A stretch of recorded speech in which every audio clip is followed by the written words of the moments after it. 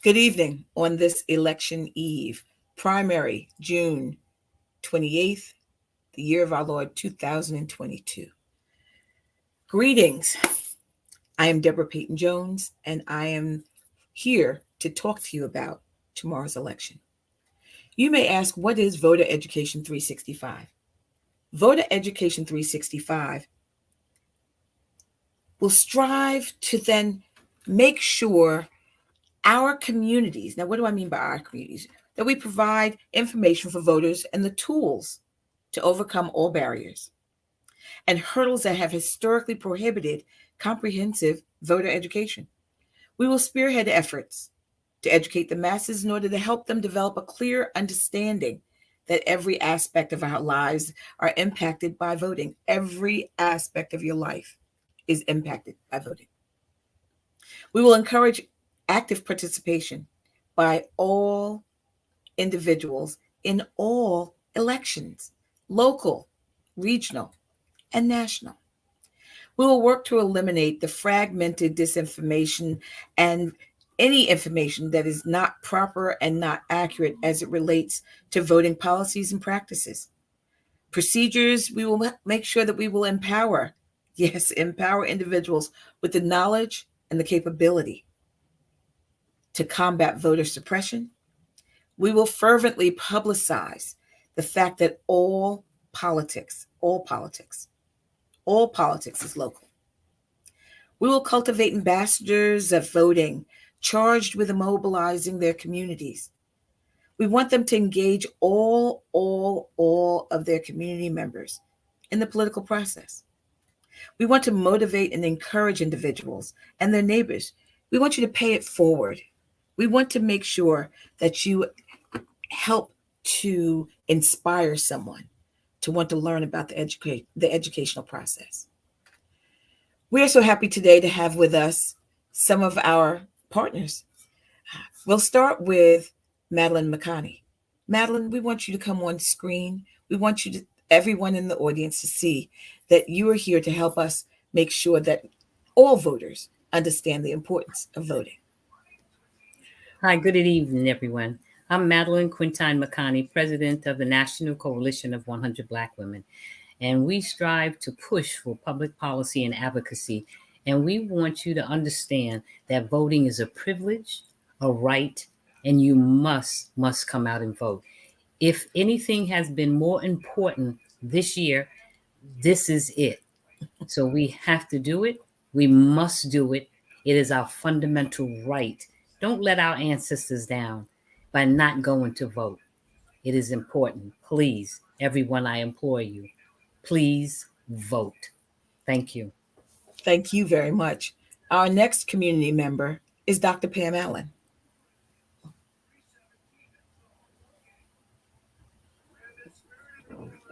Hello, good evening, everyone.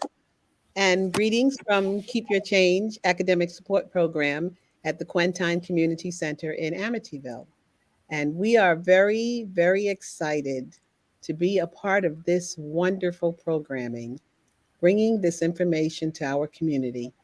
I'm sad to say that our turnout in the early voting was very poor from what I saw, and we went to visit some of the sites. And when in speaking to people, people have not been informed. So now I am hoping that after we spread this word and they know about Deborah Payton Jones' wonderful show and this effort that she is putting out to inform and educate our people, which will empower our communities, I am sure that we're going to go to those polls and just show off. Alicia here. Thank you so very much. That was just amazing. And I'm loving the background, loving the educational background, the subliminal messages being put forth. Thank you so very much for that. I don't know if one of our other partners are here, but what we will say is once they do arrive, we'll be able to bring them in and introduce them. So without further ado, we have candidates here. And before we start with the candidates, Dominic, are you ready to do the reading? We're going to read off to all the individuals here exactly what is tomorrow's election, who's running, What is a primary? So we're just going to start with who. Are you ready, Dominique? Dominique's going to read all of the individuals that are running, the positions, and just know, as we stated earlier, Voter Education 365 is nonpartisan. So we're here to educate, not to tell you who to vote for. I approve that message. Running for governor, we have Kathy Hochul, Thomas Swazi, Jermaine D. Williams, Rob Astorino, Andrew Giuliani, Harry Wilson, and Lee Zeldin. For lieutenant governor, we have Ana Maria Arquila, Antonio Delgado, Diana Reyna, and Allison Esposito. For comptroller, we have Thomas P. DiNapoli, Paul Rodriguez, Letitia A. James. Oh, sorry, that's just comptroller. And now Attorney General, we have Letitia A. James, Michael Henry. For County Court Judge, we have John Illu and Karen M. Willitous. And for Family Court Judge, we have Rosa Maria Abate. It's important that you do research on who's running. So when you reach the polls, you're not asking the individuals there helping you make sure the process goes smoothly who you should vote for. So we just want to make sure that you're doing your due diligence. Come in Now, ready. thank you. Now we're going to say that without further ado, we have candidates here. And Smiley, who do we have up first? We're going to not do what the normal Meet the Candidates forum would be. Those who are here first will speak first, and then we'll be able to ask each of the persons that are watching in the viewing audience. If you have a question or a comment, please put it in the chat. We are monitoring all chats, whether it's YouTube, Facebook, and or our chat here with our StreamYard. So welcome, Tom. Welcome. How are you, Deborah? Amazing. It's great seeing you. We want to let all of the candidates know that what we want you to do is to give us a 1 minute who you are and what your platform is. I know that's hard to do for individuals, but for politicians, it's how you are stomping out there. Then we want you to look dead straight in the camera and tell the viewing audience why they should vote for you. That's it. You know why? Because that's what they need to know for tomorrow. We can talk about the redistricting and all the other things that come later, but right now, who are you? Tom, let's start with you. Okay, well, I hope a lot of folks on this call know me already. I've been around for a while, but I'm talking about three things in this campaign. Number one, I'm a proven executive. I know how to run things and get things done. I'm trained as a CPA and an attorney. I was the mayor of Glen Cove for 8 years. I was the county executive of Nassau County for 8 years, and I've been in Congress for the past 5.5 years. I'm on the Ways and Means Committee. And I love Congress. It's a great honor. It's a great responsibility, but I'm giving it up because New York State's in so much trouble. And I feel like everything I've done in my life has prepared me for this particular job at this particular time. Number two, I'm a common sense Democrat. I'm not going to pander to the left. I'm not going to back down to the right. I'm going to work with anybody who wants to actually help people and make the world a better place to live in.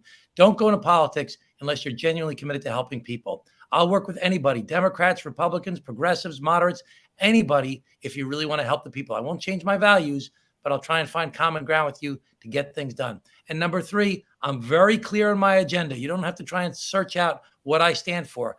You can't say that about the other candidates. I'm very clear as day. Number one, we've got to reduce crime. It's a very big problem in our state. I have a 15-point plan that goes from fixing bail reform all the way to education and helping the kids in our troubled schools that have been left behind for such a long time. Number two, we have to reduce taxes. People say, Tom, you're talking about crime and taxes. Those are Republican issues. No, they're not. People, everybody's concerned about crime and taxes. We can't afford to live here anymore in New York State. People are leaving in big numbers. Everybody on this call knows somebody that moved to Florida, North Carolina, South Carolina, Georgia, Texas, Arizona. They're leaving. The taxes are too high. They can't afford it here anymore. Number three, help the kids in our troubled schools. And number four, New York State has been declared the most corrupt state in the United States of America, not by me, but by the Washington Post. How many people have we lost to scandal or indictment in the New York State elected offices, whether it's the previous governors, attorney general, comptroller, Shelley Silver, Joe Bruno, Dean Skelos? The lieutenant governor got arrested for bribery and corruption after being there for 8 months. That's not normal. We have to hold the politicians accountable. Diana, Raina, and I will hold people accountable and fight for the people. Okay, I got a lot to talk about, but I know that other people want to talk as well. Thank you. We appreciate that. And we appreciate you making sure that you make time and space for others. That may give people an opportunity to see how you would govern. Next, Diana. Thank you so much, Deborah.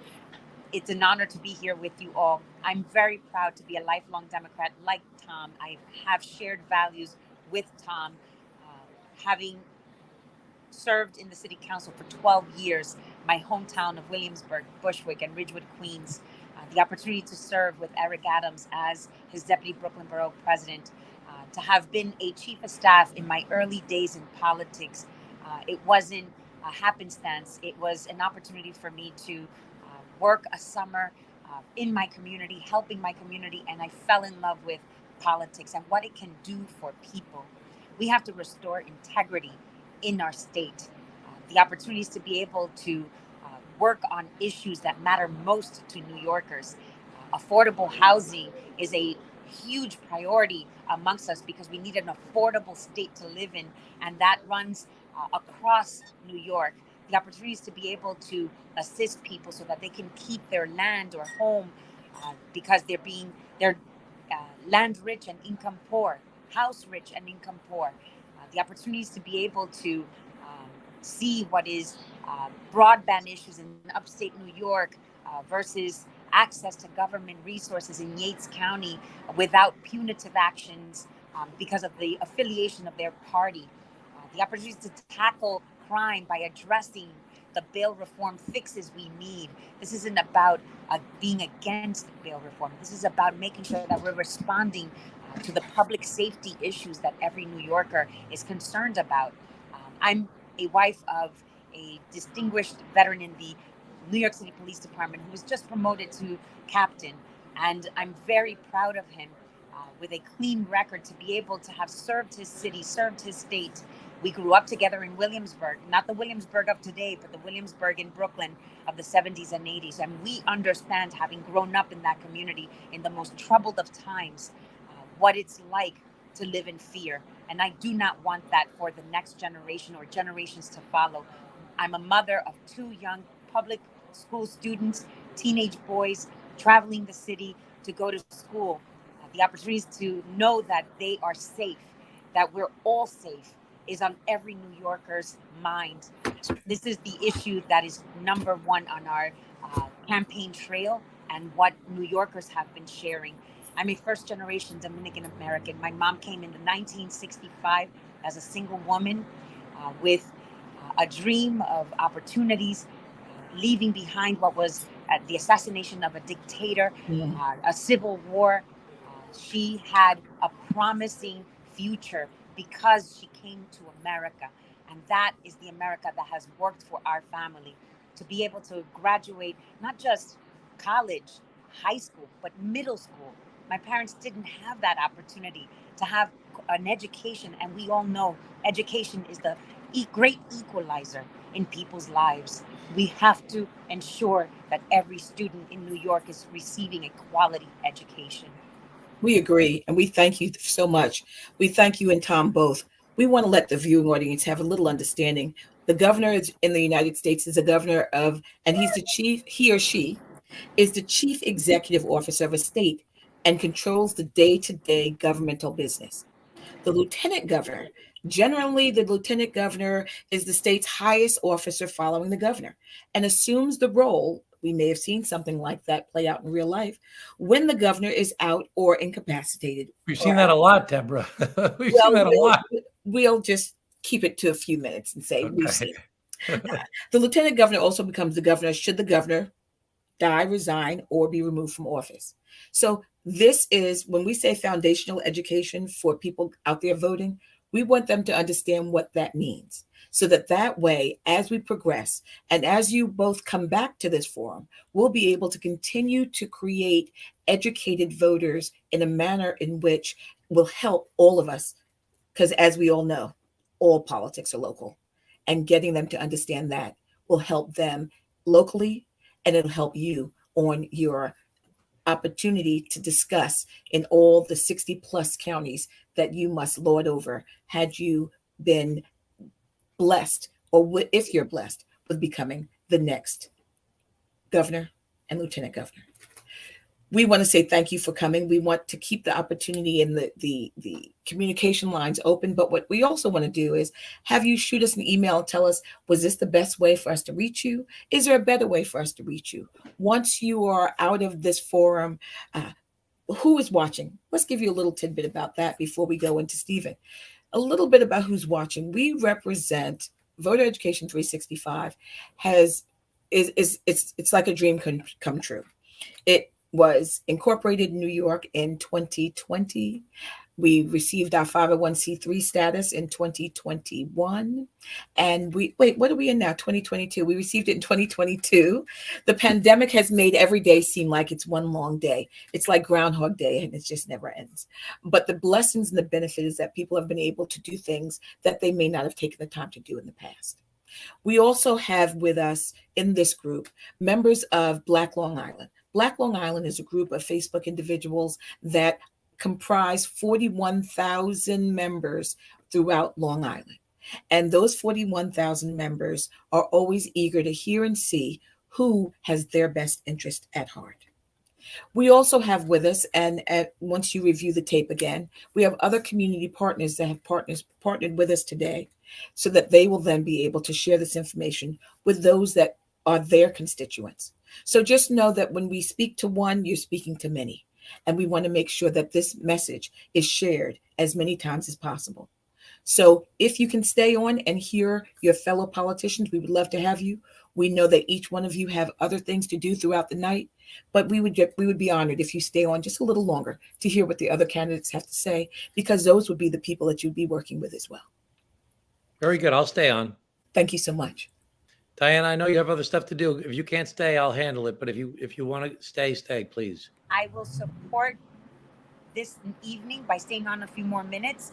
I just have to get home to my children who haven't eaten and keep sending me messages. Let me just say that if Diana is elected as lieutenant governor, she will be the first Latina elected statewide in the history of New York State. So she'll be a history-making figure. I'm so happy to hear that. We're going to next bring on Steve Englebright. Steve, we want you to come on and you tell the viewing audience, tell us what you're running for, who you are, look straight in the camera, and why they should vote for you. Well, thank you for this opportunity. I don't really want to campaign so much this evening. It's just introduce myself and talk about what I see as the issues that we're facing. And what I do. A little about myself. I'm a geologist by training. I was the curator of geology at the State University of New York at Stony Brook for 46 years. And part of that time overlapped with my time in government. I served 10 years in the Suffolk County Legislature and have been, since 1992, have been privileged to serve in the New York State Assembly. I presently chair the Committee on Environmental Conservation.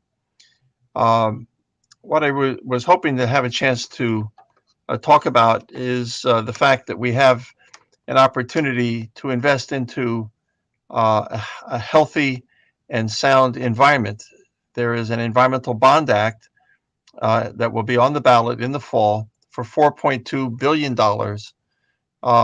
And it's the first time in about 25 years that we've had an opportunity to see an investment into the future and even the immediate well-being of our communities as we are being buffeted by 100-year storms that come about once every 18 months or so, and the increased ferocity of an overheated ocean and a turbulent atmosphere is a threat to the health and well-being, and especially for us on Long Island, even the existence of many of our shoreline communities.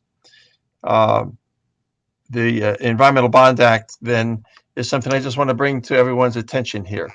It's on the ballot, and it's important to inform everybody that that is something that they can actually do to protect our way of life and our quality of life, and indeed the global environment in the fall when we vote. Things that I have worked on this year through the committee include revising for the first time in 47 years, the New York State Freshwater Wetlands Act. That's important because we've been burning so many fossil fuels that we have too much carbon dioxide in the atmosphere. That's what's driving ocean acidification and the environmental overheating of our planet. And it is freshwater wetlands that are nature's most efficient mechanism for extracting excess carbon dioxide out of the atmosphere. So protecting them is a priority. That's something that we did as a part of the budget this year. So I just want to bring those matters to people's attention. I'm very concerned, as we all should be, about the spiraling costs that our citizens are enduring. We are doing everything we can, again, during the budget process this year with a gas tax holiday that I helped lead the effort for, that authorized a 18-cent holiday for the state gas tax and authorized local counties to add an additional 8 cents in gas tax relief. So we've done some things to help keep the wolf from the door, but we still have more work to do, and I'm looking forward to continuing to serve the people who have had a privilege to serve for these many years. You know, it's a seniority-based system, and the longer you are able to serve, the more leverage you have, and the more you can do for the people who you represent.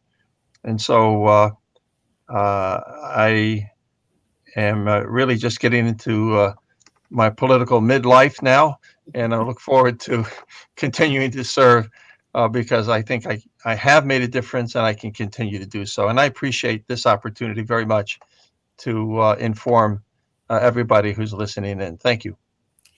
I'm so happy that you started off with that. And I would like to ask you just 2 follow-ups. One, tell everyone, where is District 4? Tell them what that comprises, 1. And then 2, I'm going to then give them a little description of what an assembly person does. But I want you to tell them the committees that you sit on as well. Those 2 questions. Sure. So the 4th Assembly District includes Port Jefferson and Stony Brook, south to Coram. Gordon Heights is the southern boundary of my district. I live in Setauket, and the district runs from the Smithtown line east to Mount Sinai, south to Coram. I sit on as the chair of the Committee on Environmental Conservation in the Assembly, but I also sit on the Higher Education Committee, the Rules Committee, and the Energy Committee. I'm the senior member of a couple of those committees, and again, seniority matters in a seniority-driven system. What does an assemblyman do? We make policy and we make law. We watch the back of our citizens. We try to make sure that when we do the state budget, that we're investing into education. That's an incredibly important part of what we do each year. We bring back money for our local schools to help hold down local property taxes and invest into the next generation. The scope of what we can deal with is as broad as everything from highways, and in fact, we're in the process now of restoring the road surfaces of many of our main arterials, some of which have deteriorated terribly. We're trying to put that back together. You know, we invented suburbia here on Long Island, and we really do need the ability to keep our roads, smooth enough to drive on and get to work and continue our way of life. So that's a little bit about what we do. I'd be happy to answer any other questions. I have one more follow-up question to that. And the follow-up question to that is, has or did the redistricting impact your constituent area? Yes, indeed. Previously, I went as far as Gordon Heights to the south from the Long Island Sound shore, but in the past, the Gordon Heights community has been cut up like a pizza pie between several assembly districts. I thought that was unjust. I think it is important for the Gordon Heights community, which has a long history and a proud history back to the Revolutionary War, that it be a part of Setauket, where in 1655, the first settlement in north central Suffolk County was formed. Quorum was a part of it then, and it shouldn't be partitioned into multiple assembly districts now. So this reapportionment allowed for the assembly seat, at least, for Gordon Heights to be united. The entire Gordon Heights community is united for the first time in more than 50 years as a part of this assembly district. I'm very proud of that, and I really look forward to doing everything I can to serve the people who have been fragmented as a community in the past. Absolutely. Thank you so much. And as I did with the governor and lieutenant governor, I'm just going to read a little bit about the definition of what a assembly person does or what they lord over, because oftentimes we get constituents that don't know who to then ask for whatever the services are that they are in need of.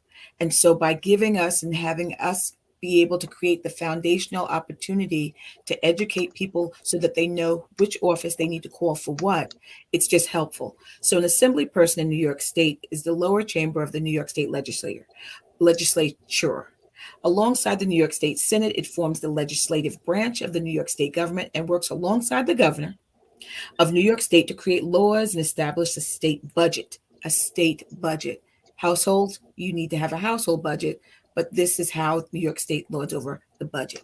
Legislative authority and responsibility of the New York State Assembly include passing of bills on public policy matters, setting levels of state spending, raising and lowering taxes, and voting to uphold or override gubernatorial vetoes. So as we look at who we're voting for, we want to make sure we understand that we're voting in someone that will take care of those areas. And of course, I'm talking to the viewing audience. In addition, I like to always read some of the comments. We have hundreds of people viewing. We find we're on YouTube and we're on Facebook, and we have hundreds of people. So thank you all for coming on, and hopefully we're giving you what you need. We also have a statement from Tom Suozzi saying, thank you for your leadership on the bottle bill, and thanking all of us and the viewers and saying, don't forget to vote tomorrow, 6 a.m. to 9 p.m. You know, any good marketer knows that you have to say something 7 times before a person even hears it. So I thank you, Stephen, and I really feel that what you've imparted to us, and I love your subliminal messages of, the longer you're in, I really feel it's so true, but you slipped it in so nicely, and I really enjoyed that. That was something I call a Peytonism. So that was excellent. Thank you. Deborah, may I just say one thing quickly, because I have to go also. I saw Diana left already. Yes, Tom. Let me just say thank you so much for doing this. I want to say that Steve Engelbright is a great environmentalist. He's done a fantastic job. He's made a tremendous difference, not just in his district, but in the state on the issue of the environment. And I support him in that work that he does. I'm also an environmentalist. I was the New York State Environmentalist of the Year by the New York League of Conservation Voters for all of New York State at one time. I was the New York Immigration Coalition's Person of the Year. I have a 100% rating from Planned Parenthood. 100% rating from the Human Rights Campaign. I have an F rating from the NRA. I'm the chair of the Labor Caucus in Congress. And every politician says, I'm going to do this, I'm going to do that. But I've been doing this stuff for a long time. And let me just point out that Diana Reyna, who had to go, will make history as the first Latina. But I've always made sure that my government that I work in, I try to make it look like the people I represent.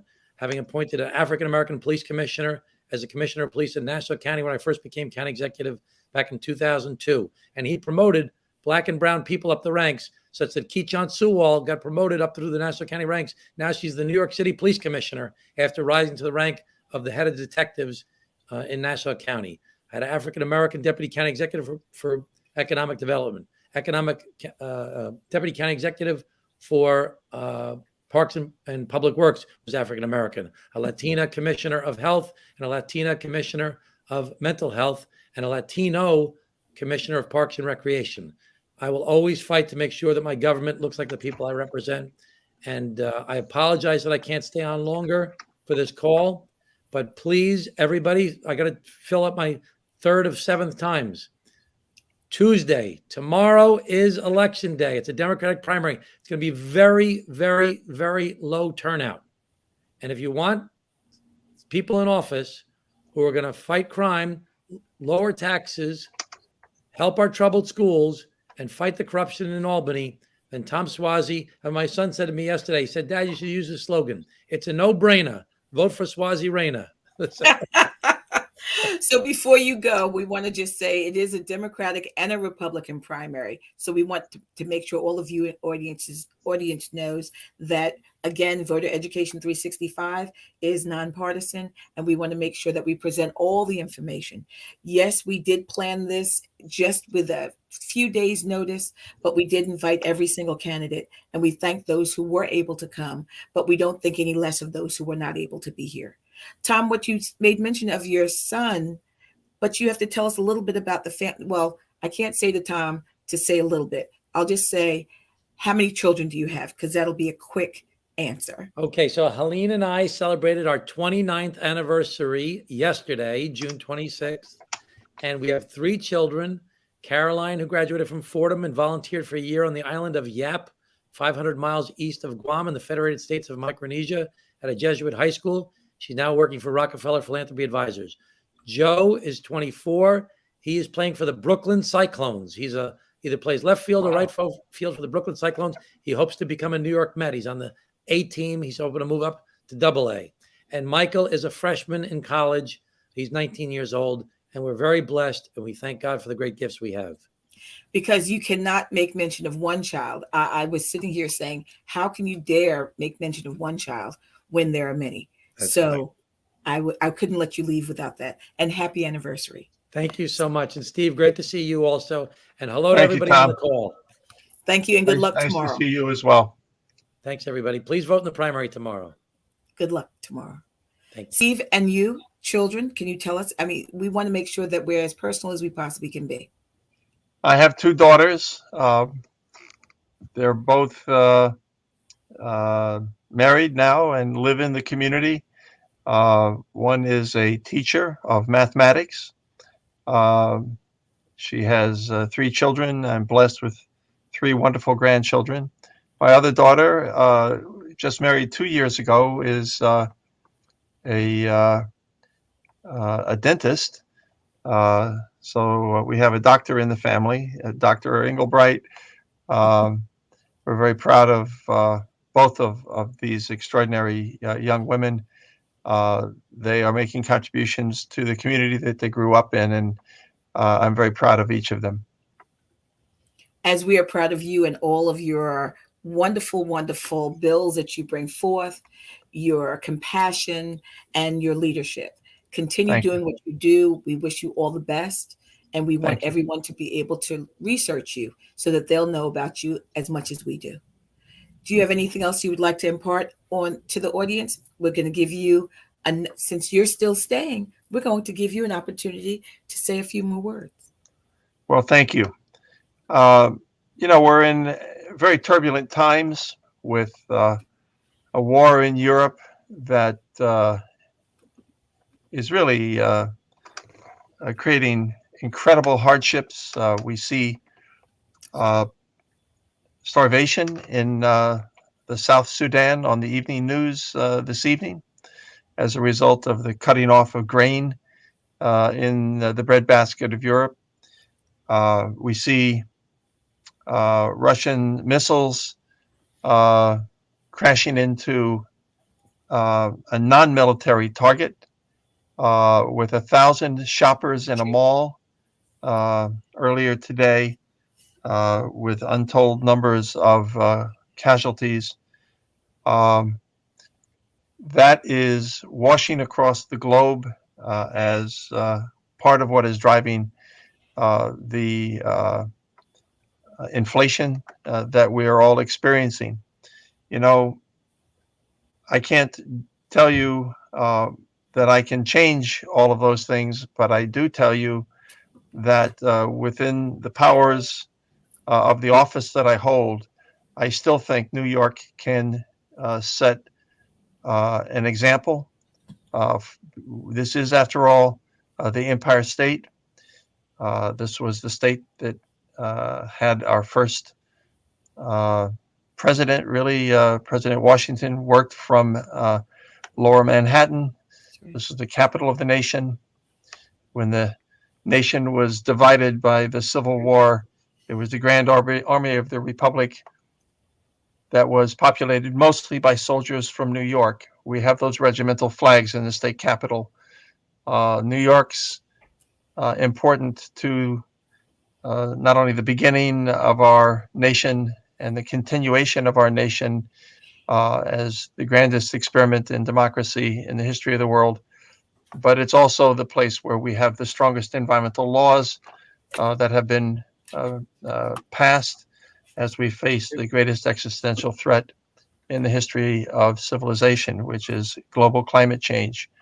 We can do things in New York, despite the fact that we're down ballot, or not the top of the ballot, but we in state government have the opportunity, because we are New York, because we are the financial capital of the world, because of the history and regard that is held for New York by our sister states, we can make a difference.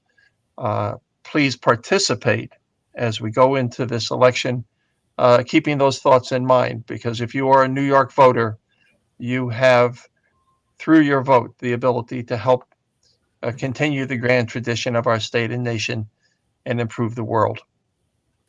Thank you so much. And that was eloquently stated. And I'm sure that the viewing audience got a lot out of that, and you covered a lot of ground. We want to keep the door open for you to visit us at any time. If you have anything you'd like to share, if you'd like to share with us bills that you may be curating and you want to, bounce it off as a focus group, we're here for you. So Thank just you know very that. much. Absolutely. Absolutely. We're going to let you get back to whatever you have to do next for tomorrow. And thank you so very much for your time, your energy, and your wisdom. Thank you so much. Have a great evening. Okay, good night. So that was wonderful. We have a few more people backstage that we would like to bring forward. I believe Jackie Gordon is backstage. Now, you may say, well, Jackie's not running right now, but guess what? She is one of our local heroines. So we want to make sure that anyone that sees what we're looking to do and wants to be a part of it and want to make sure that the audience feels that everybody's on the same page with wanting you to be educated and make sure that you know what you are to expect. We want to make sure, and soon we're going to put up a link so that you can check your registration. But without further ado, we're going to bring forward Jackie Gordon. Thank you. I was muted. Thank you, Deborah, and thank you, Smiley, and I have to give him props. And Dominique, they're backstage. They're handling all of this. 100 Black Women, Madeline Quintine, and of course, Dr. Pam with Keep Your Change for putting all of this together for us, because it is so, so very important. Let us be clear. So tomorrow is a primary, and it's not a primary for congressional candidates. So this year we had a lot of changes in New York. And so I'll just tell you briefly what happened if you missed any of it. And it was really confusing. It was like 3-card Monte. You've been in the city where you see the shell game. That's kind of like what was happening. 1 minute you were here, the next minute you were someplace else. So started off that I was running in the 2nd Congressional District, and then redistricting happened. And when redistricting happened, my home where I lived landed, and all of us, probably many of us that were watching, landed in the 2nd Congressional District, which then was most of the southern part of Suffolk County, with a small part of Nassau County, all the way to the east end. And that was the 1st Congressional District. And I landed in a primary. I was in a 3-way primary with Bridget Fleming and Kara Hahn. And then there was some litigation because folks didn't think that not only the 1st District and the 2nd District here in Suffolk County, but other districts in parts of New York State weren't fair. And so that litigation ended in a special master being assigned to redraw the districts impartially. And that special master wasn't even from New York, actually. They got someone from outside to arbitrate, and then someone from upstate to actually to draw the lines. So I landed where we are now in this 2nd Congressional District. And it is a small part of Nassau County, Massapequa, south of Sunrise. That's the only part of Nassau County. The towns of Babylon and Central Islip, towns of Babylon, town of Islip, and South Brookhaven, including the Barry Beaches, Fire Island, Oak Beach as well. So that's the 2nd Congressional District. So because of all of the confusion of redistricting and, candidates having to switch from district to district because of lines being drawn, the congressional and Senate districts, which was where the real controversy lied, those primaries were pushed back to August. So tomorrow's primary are for state races only. And then there will be a second set of primaries in August, on August 23rd, for congressional races and for state Senate races. So you'll vote tomorrow, and then you will vote again in August. And there will also be early voting in August as well. And then a set election day on August 23rd. So please be mindful of that. So Deborah wanted me to talk a little bit about why voting is important.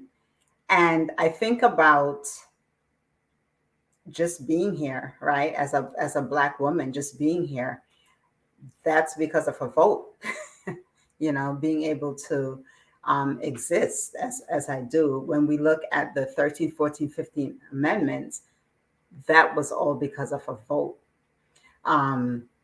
Many of us are so proud of President Obama being the first African-American president of the United States because of voting, because of our votes.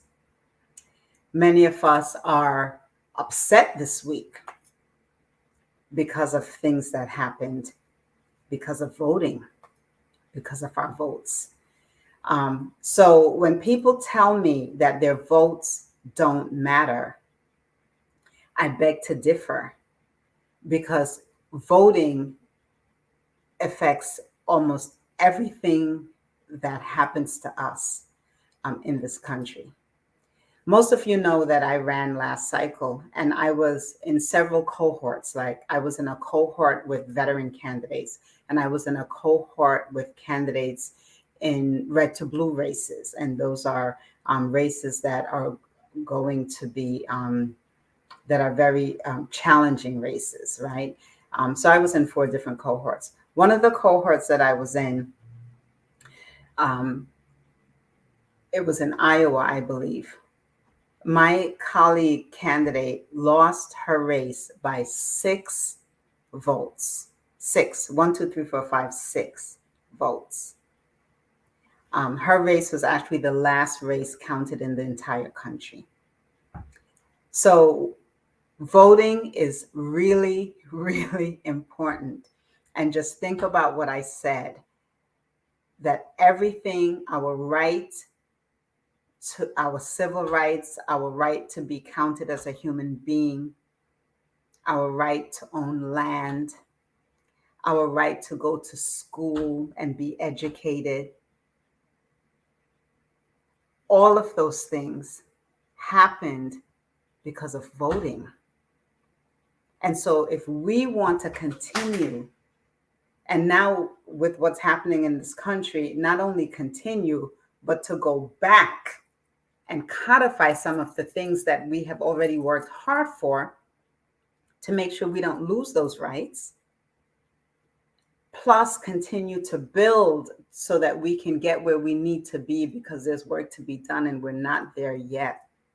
We have to vote. And we cannot believe the narrative and the chatter about it's midterms and no one comes out to vote. That's not true. We can and we must exercise our right to vote and speak with the ballot box. So I've already voted early voting because I don't know what will happen tomorrow, and I don't put off until tomorrow what I can do today. So I've already voted. So if you haven't voted already during early voting, I implore you to vote tomorrow. That's for your state races. And please mark your calendar for August 23rd for your, if you have a congressional candidate that you would like to vote for, hopefully not in the 2nd Congressional District, and your state Senate races. Thank you, Deborah. Thank you, Jackie. This is what we wanted. Again, we're going to repeat that we're trying to bring foundational knowledge to everyone in our viewing audience. And I asked all of our speakers today to speak to why it's important to vote. Not only why, the litigation, it was hugely important. Most people didn't even know what Jackie Gordon was discussing. You just knew that one day you had a primary letter that said you were going to be coming to vote on June 21st. Then it was changed and you were going to be voting on June 28th. Mm-hmm. And then it was changed. Not only are you going to vote on June 28th, but we want you to come back and vote on August the 23rd. And as Jackie said, with early voting. Now, before we go into one of my favorite people, not that anyone prior was not one of my favorite people. That's why I said one of. We want to make sure that you understand, you as the viewing audience, understand the importance of early voting. Early voting has not been around for long. It's been around for 3 years. Early voting gives you an opportunity to vote on a machine 9 days for 9 days prior to the election. The only day that we don't have early voting is on today, Monday, so that way the machines can be turned over and we can then replace the machines that are out there with the ones that have no votes on them so that we can capture the rest of the votes. Early voting gives you an opportunity to vote 2 weekends and during the week. The New York State increased the number of voting locations from 13 to 26 in Suffolk County and equally in Nassau County. And why is that important for you to know? Because that means that you don't have excuses as to why you're waiting until the last day to vote. So we want you to begin getting out of your habits and begin thinking about early voting and how that can benefit you in a way that you had never thought of before. I got a phone call from someone earlier that said that they were going to be they were out of town and they had planned to be in town on election day. But I guess they were having a lot of fun and they're staying out of town. But had they voted early voting prior to leaving, they wouldn't have had this problem. So as Jackie also said, the next election will be August the 23rd for the congressional as well as state Senate seats. Early voting will begin August 13th, 10 days prior, but only for 9 of those 10 days. Use it and use it wisely. As I said, I have one of my favorite people coming up, and that is the one and only Kimberly Jean-Pierre. She will say to you and tell you what seat she holds currently, and why it's important for you to vote. She will also tell you what committees she sits on. And why is that important? Because as we read what an assembly person does, you need to understand what and why she ran and what she can lord over. So don't call her for things that she can't do, but even though she has friends in high places, we want you to be pointed and direct when you're asking these questions. Kimberly? Yes. Well, good evening, everyone. And thank you for having me. And thank you for all the organizations that put this, because education is key. I've worked with 365. You're always at our community events, ensuring that we educate people on their rights, and how important it is to be registered to vote. So I want to thank you for, always being out in the community and doing what you're doing. So I represent the 11th Assembly District, which is in the town of Babylon.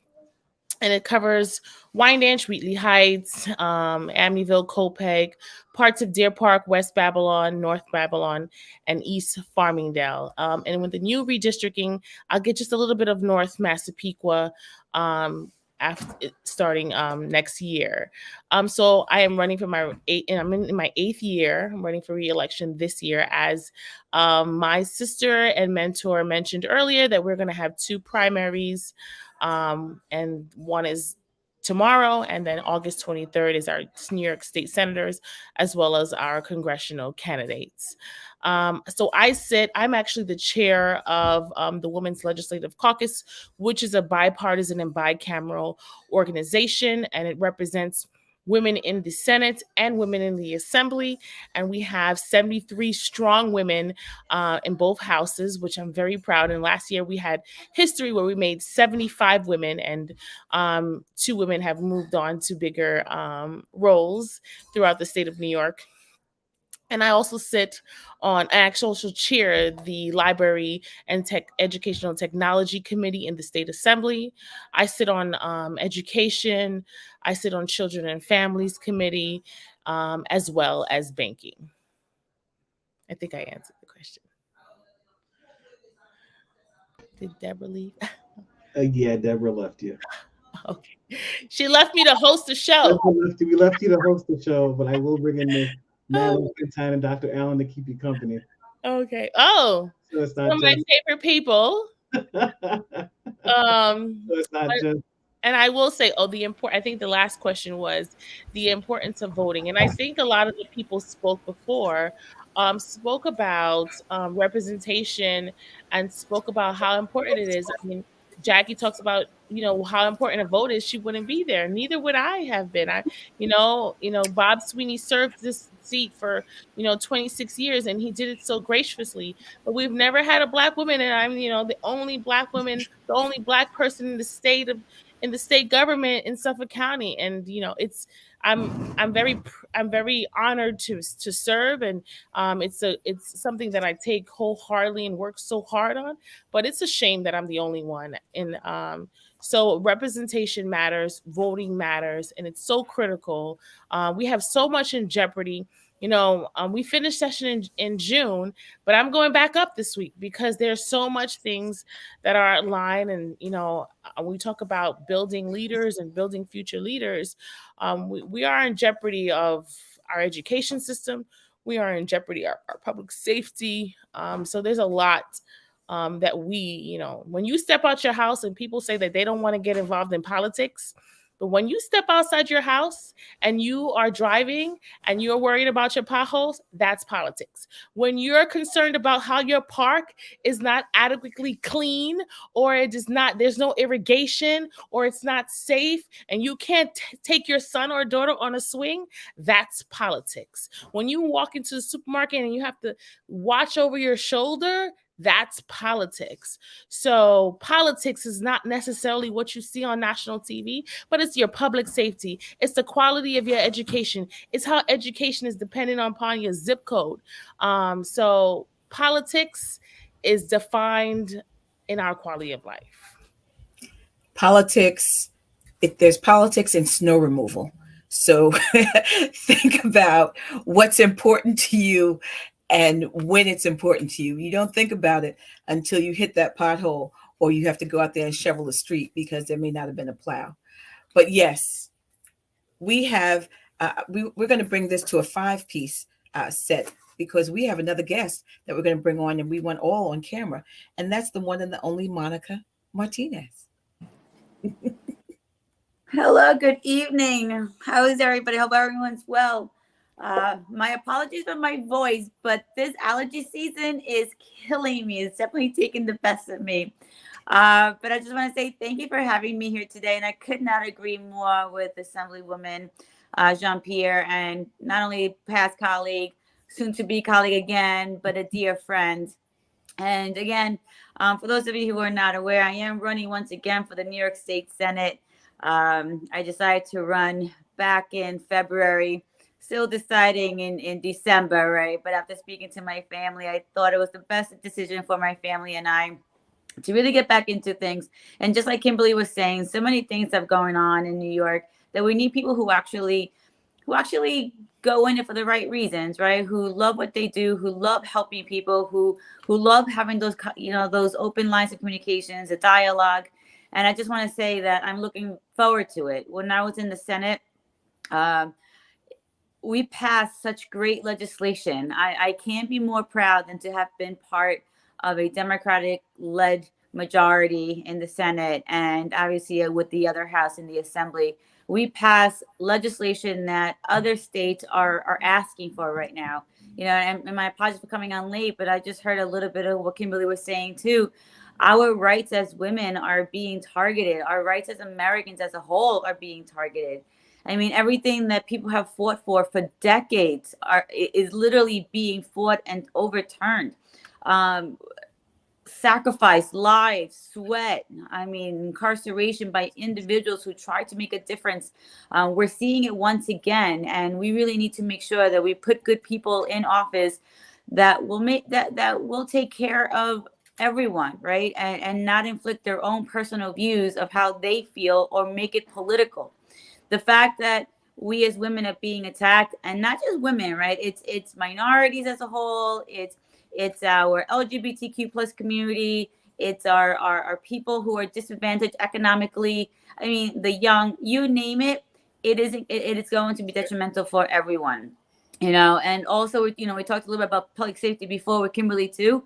I mean, the fact that we're seeing a rise in gun violence, where we're seeing our children being killed in schools. We are now going to make gun laws even less restrictive, and this is what we're facing right now. This is what we're seeing at the national level, because we have individuals who have politicized what life should be. And listen, you have, the majority of you who are here have children. I don't have a child of my own, I could say, right? But I have my nephews, my nieces, my friends' children who I love as my family. I can't even imagine. And as a former teacher and a former educator, I can't even imagine being in a classroom and being fearful, not just for the lives of our children, but our teachers, our staff members, everyone, and even our parents who come in. So this is something that we really need to start looking into, and as to why are we using politics when it comes to people's lives? It shouldn't be. And I'm running once again because we need more voices up in Albany to get things done. We are facing right now with this election another potential rise in the Republican Party, right? And listen, I'm not going to say that, and everybody says like, all Democrats are bad or Republican. No, what we need is literally common sense people to be in office, to make these decisions, to make sure that we're protecting everyone and not looking at politics, because this is exactly what has happened. We're not looking at the overall scheme of things. We are just pinpointing because we don't like the other side. And this is not what America's all about. And that is definitely what New York is not about, right? New York is the welcoming state from the beginning of time, right? Even before, during the colonization period, it was New York who was always seen as the beacon of light, of people coming in, the Statue of Liberty, right? That we accept all, no matter what. And we're going to continue doing that here in the state of New York. And I hope to do that once again, once I am back in the Senate. I do have a primary coming up August 23rd. Good luck to anyone who has a primary this Tuesday, including our governor and Lieutenant Governor Delgado who are running. But honestly, we just need to persevere and come together as a party as well. I think our own party is divided, and I think we need to come together as one. And that's what I've noticed too throughout all these years, is that we need to stick together, because if we don't stick together, that's when things become a little muddy and things begin to collapse. I thank you so very much. I think that one of the points you brought up, you said felons, and we want to speak about felons and how the new law allows them to vote where they never thought that they could vote before. And the other thing I have to put up is my disclaimer that this is Voter Education 365, and we are nonpartisan, but we want all opinions to be here so that the viewing audience can come to their own conclusions. But we want to say that these individuals thought it not robbery to, one, be friends of mine, but to also be here tonight and to talk to you about the importance of voting. If you would like to be a friend of Voter Education 365 and sit right here in our studio and be able to talk about topics that we would like to bring forth, then you should email us at votereducation365@gmail.com. A notice about New York State rights to vote for former felons. A new law was passed in 2021 that restores the right to vote for a person convicted of a felony upon release from incarceration, regardless of if they are on parole or if they have a term of post-release supervision. If a convicted felon is not incarcerated, they are eligible to register to vote. Now in New York State, it's that simple. Bright line rule is what it's called. And if you are not incarcerated, if you are not behind bars, you can register to vote. That in my mind is revolutionary here in New York. That is where people who have not been able to vote for generations can now feel as though they're a responsible part of the community, contributing in ways that they could not contribute before. So we want you to make sure that you share that information. We also were told, this is the third time, and we want to make sure you hear it at least 7 times, that tomorrow's primary is half of what would have been the primary for tomorrow. Tomorrow's primary is the gubernatorial as well as the assembly.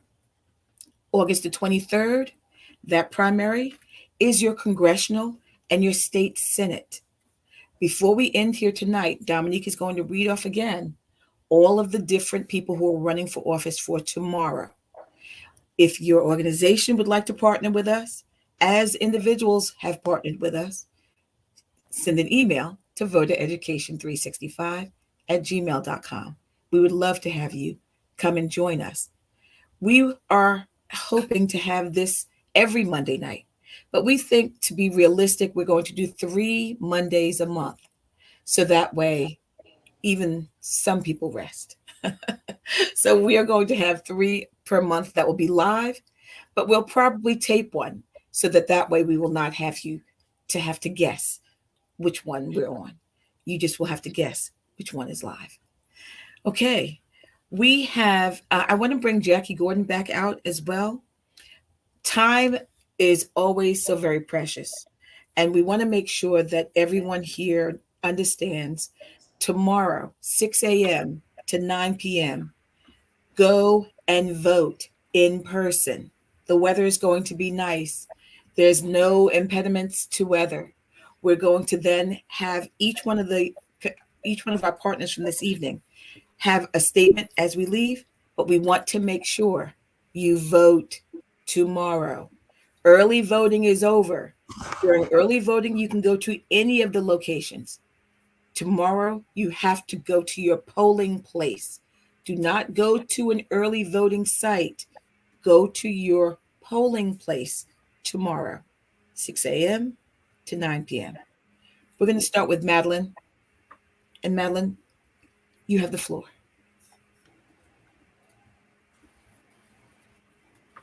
Hi, good evening, everyone. It was absolutely outstanding.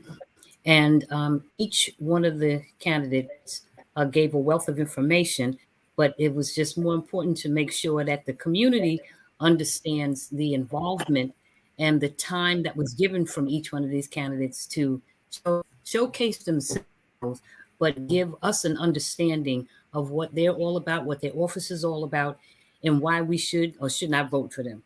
And they think they did a marvelous job in presenting. I am so grateful that that Peyton Jones decided herself put this important effort together, because we all have to stand united as one. We have to advocate for the people so for them to understand that voting, like I said earlier, is a fundamental right. If we don't vote, don't complain. Take your souls to the poll. Do what you're supposed to do, and be encouraged that change will come, but it will not come if you stay home. So don't complain. And let's be about our Father's business. I always trust in God for everything that we do. And I know that we are all going to come together as one, as a people, because we have to do this together. Unity in the community is very prevalent now. Like I said, in this day, in this time, in this space, in this hour, now is the time. Vote, vote, vote. Thank you so much for the platform. Thank you so much for having me. I really appreciate it. And the National Coalition of 100 Black Women, Suffolk County chapter, the force to be reckoned with, appreciate you. Thank you, Madeline. We're going to throw this over to the one and only historian. If you have not heard or seen, before we go there, and this is going to be a shameless plug for Dr. Pamela Allen. Dr. Pamela Allen has retired from education, but she then committed herself to a program, an after-school program, Keep Your Change, that is housed in Amityville. I was born in Amityville, but anyway, that's another thing. Actually, it was Copiague Lakeside Hospital. It's no longer here, but that's another story. So she has after-school programs where she teaches STEM. She does so much with the children, and she has instructors that do it all for free every single day. And I don't know how many vacations you've had in the last, I can't even say how many years, but all of her instructors do it for free. So she didn't ask me to do this, but if you are an instructor of math, science, Dr. Pam, tell me what else that you would want to donate your time to give those who have been laboring long and hard for free a little respite every now and again, so we can have guest speakers coming in. Please, we're going to put your email, your something on there. You know what? Just send a message to Voter Education 365 at Gmail, and we will get it to Dr. Pam, because she needs, people are now seeing the fruits of her labor, and they are now dangling money over individuals that are teaching. And it's hard for a person who's committing and dedicating their time to then not want to then do something that's going to be financially beneficial to themselves. So we need people to help lighten that labor load, help teach these children. Tonight, before we came on this program, she had 30 students in her studio that they were lording over, and this is after school has closed. So that wasn't expected, but I had to do that for you. So we're going to play this over and over again. So Dr. Pam, the floor is yours. Thank you so much. I am so appreciative of this program. And I have to say that these women, Jackie Gordon, Kimberly Jean-Pierre, you have been here from day one working with our children. And we have children who have graduated through our program that are now employed and working for the town, for the county, and in other areas in our state. So we know the value of voting. And I just have to say, everybody, I'm getting emails, people are texting and messaging me for this, because we really sent out a Zoom that was crazy, telling people to come and watch. And so I know I have 150 people And I just no, really, and I just want to say it's important. It's our responsibility. We have to vote. And when you guys come in here and talk to my kids and just explain to them what their role is and their responsibility, you have no idea how that just goes on and how much they see it. It's wonderful. I appreciate you all. Thank you, Deborah.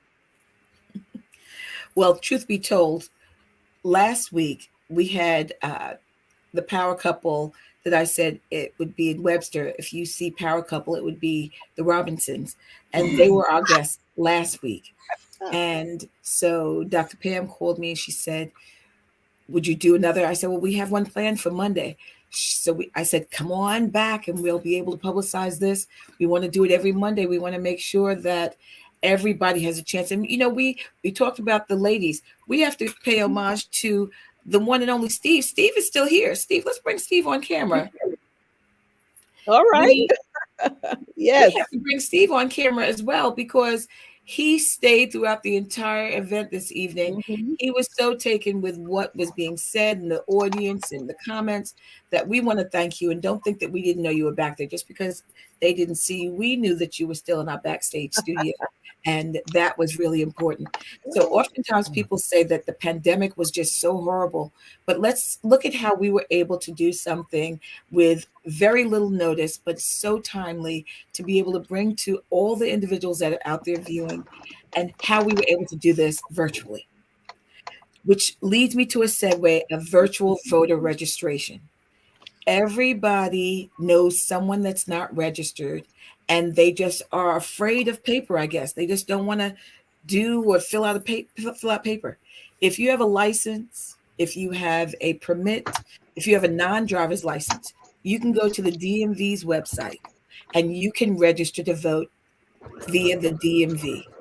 You can trust the DMV. The DMV is, it seems to me, in the last 5 years, they got all new equipment because there's no backlog, there's no delay.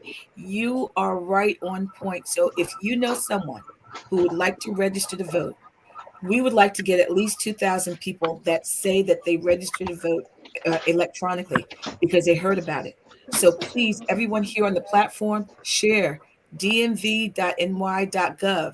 You go to that site and it's easy. They told me I can't be cheesy and put my PowerPoint up, but next week, I don't care, my producer, my executive producer, I'm putting my cheesy PowerPoint up and I'm showing people how and what the screen looks like. So when they go to the screen, they'll see it and they'll know what it looks like.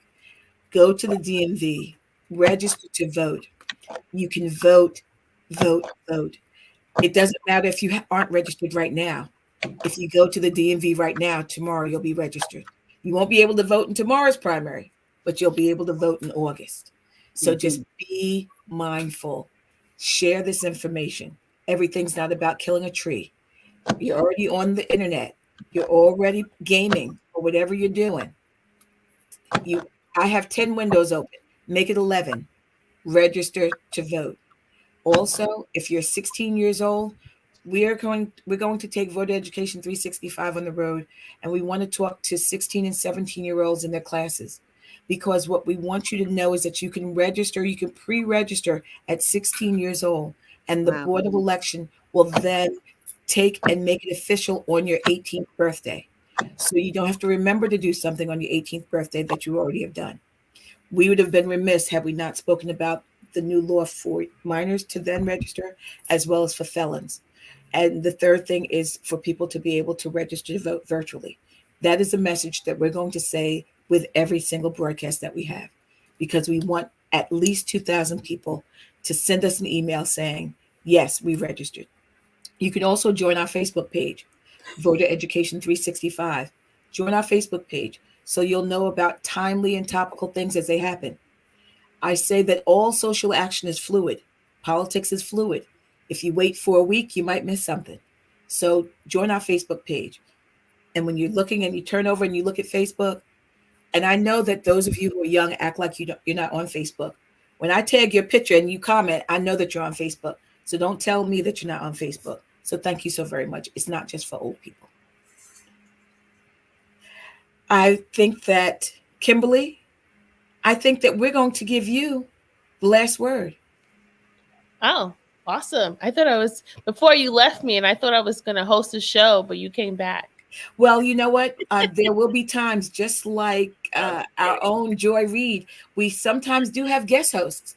So Just kidding. you just never know. Just kidding. Just Dominique, before you start, Kimberly, Dominique is going to read off again who is running tomorrow so that people will walk in and know and at least maybe do a little research. Dominique?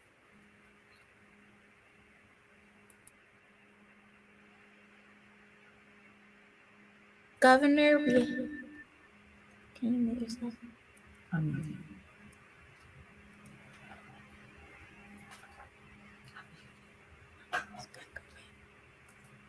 Thank you.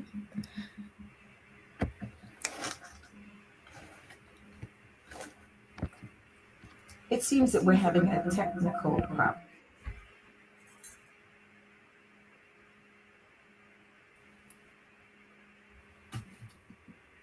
Okay.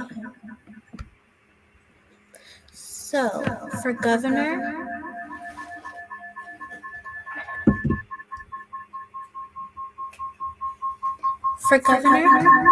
we have Kathy Hochul, Thomas Swazi,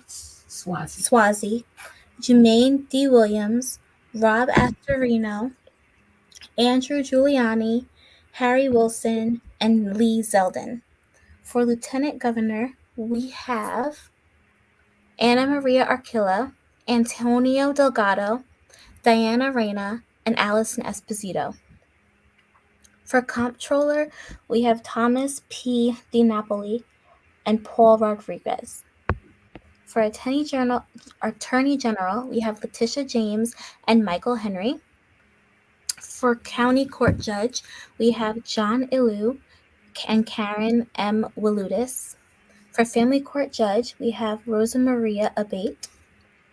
For County Clerk, we have Lisa A. Jimenez, Judith A. Pascal, and Vincent A. Pulio. For County Comptroller, we have Thomas Dolan and John M. Kennedy Jr. For Member of Assembly, 1st Assembly District, we have Peter Gainley III and Fred Thiel Jr. For the 2nd Assembly District, we have Wendy E. Hamburger and Jody A. Giglio. For the 3rd Assembly District, we have Trina R. Miles and Joseph D. Stefano. For the 4th Assembly District, we have Stephen Englebright, Edward A. Flood, and Thomas Weirman. For the 5th District, we have James M. Anthony and Douglas M. Smith. And for the 6th Assembly, we have Philip R. Ramos and Kevin Surdy. Thank you, Dominique, so much. Thank you so very much. That was a very angelic voice. So we thank you for helping us get ready for nap time. Kimberly, I always mess with her about her voice. Her voice is so beautiful and it really is melodic. And so anyway, I just had to say that. So I think I'll start off with that. It's so great to see that the young people are involved. And that's one of the reasons why that empowers me as a state representative, because it's so important that we keep young folks involved in government. We hire young folks. We diversify within our state government, within our local government, to ensure that young people are involved and that we don't become a desert on Long Island. I always say I went to Stony Brook through my graduate program, and most of my peers flee to the city for housing, for better opportunity for housing, better opportunity for work positions. But we have such a corporate business on Long Island, and that we need to make sure that we are filtering these jobs with young folks who are very talented. The New York City is taking them, and we need to make sure that we're providing and we're looking at things holistically, like we're looking at our education system, that it's equitable, and we're looking at that we're making sure that we're filling our state universities, because those are low you come out. I'm a product of CUNY and SUNY, and you come out with almost no debt, and you can, you could be successful. So we want to make sure that we're not just putting bandages on communities, but we're really looking at everything holistically. And by doing that, we're educating. And I think this platform, and I want to thank all the organizations. I'm a proud member of the 100 Black Women Suffolk County chapter. And I want to thank Black Long Island, 365, and everyone involved to making sure that we can get voter education and awareness out, because that is the only way that we're going to make changes, and consistent changes, and making sure that government looks like the people that it's supposed to represent. And that we are making sure that we are letting young people know that their voices, starting with, early registration, and but not just creating policy, but creating journeys, creating pathways for young people like KYC is doing, but making sure that we are helping organizations like KYC who do so much with very little. So I want to just thank you for having me. And it's so amazing to really share this platform with some dynamic folks, at Engelbright, who is the dean of my delegation, who, we converse. We may not agree sometimes, we disagree, but we work together. And that is the key, that to make sure that we have people that, they may have the vision, but are they willing to work with everyone else, no matter what party they represent, but they're willing to represent people. That's the key. So again, thank you. Thank you, thank you, thank you. Thank you to all of our viewers. Thank you to all of our collaborators. And thank you for the time that we have spent together. Oftentimes you say that we'll never get those moments back, but these are precious moments that we'll then remember. So also remember, Voter Education 365. Look for us on Monday, YouTube, Facebook. Join our Facebook page so that you can also share information that will be very important for the rest of the viewers and for people to see and hear. Also, if you'd like to be a collaborating organization, or if you'd like to be a guest on our show, we would love to have you. And you know what to do. Email votereducation365@gmail.com. Thank you, thank you, thank you, Monica. It's great seeing everybody. But I had to just say, Monica, it's great seeing you. And Dr. Pam Allen, I would be remiss if I didn't say it's because you said, let's do this before the election. I said, the election's on Tuesday, right? She said, oh my gosh. I said, but we're still going to do it because it was a great idea. Good night, everybody. Good night. Good night. Thank you, Deborah. Thank you all. Thank you, Jackie. Thank you all. Madeline, Thank you, everyone. Good night. Steve. Thank you all. Steve, Good night. we're gonna help you write some Thank bills. you. We're gonna come in for you. Good luck, Engelbright. Thank you, Monica. My dear friend Monica and Kimberly, I've had the privilege of working with each of you. I am inspired each time. I've had that privilege. I wish you all the best because we certainly need you to continue in your public service. You are my heroes. Likewise, ditto. All right, queens and kings. See you later. Good night. Good night, everybody. Thank you again. All right.